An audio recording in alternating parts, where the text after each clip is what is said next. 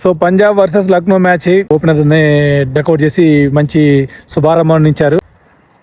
Priyansh and కనలి ఏమన్నా ఆడారు అసలు. Priyansh I think first time ఈ సీజన్ బ్యాటింగ్ ఆడాడు అద్భుతంగా. ఒకనొక స్టేజ్లో 280 290 కూడా పోద్ది అనుకున్నాను, కానీ బ్యాక్ టు బ్యాక్ ప్రియాంష్, కెనలి అండ్ శ్రేయస్ అయ్యర్ అవుట్ అవడంతో కొంచెం స్కోర్ మందగించింది. కానీ చివరిలో మళ్ళీ స్టోనీస్ కొంచెం అద్భుతంగా 250 టార్గెట్ ఇచ్చారు.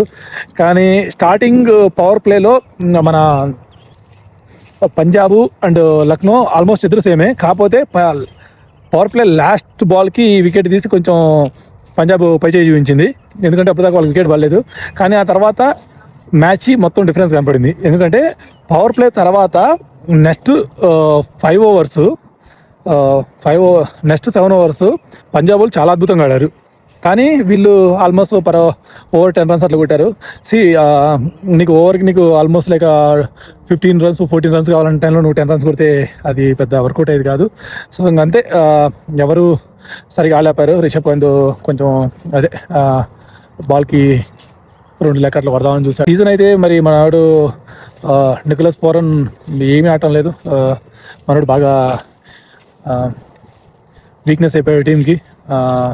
సో అదే పెద్ద ప్రాబ్లం అయింది. శశాంక్ సింగ్, ఈరోజు నువ్వు మిస్ చేసిన క్యాచ్లు ఇంకొక సీరియస్ గేమ్ అయ్యి లేదా వెరీ ఇంపార్టెంట్ గేమ్ అయి ఉంటే అసలు నేను వదిలేవాళ్ళు కాదు. ఈ వీకెండ్ 4 మ్యాచ్లు చాలా అద్భుతంగా జరిగాయి. కాకపోతే పంజాబే అందరిని డామినేట్ చేస్తా ఇప్పుడు దాకా ఒక మ్యాచ్ కూడా ఓడిపోలేదు.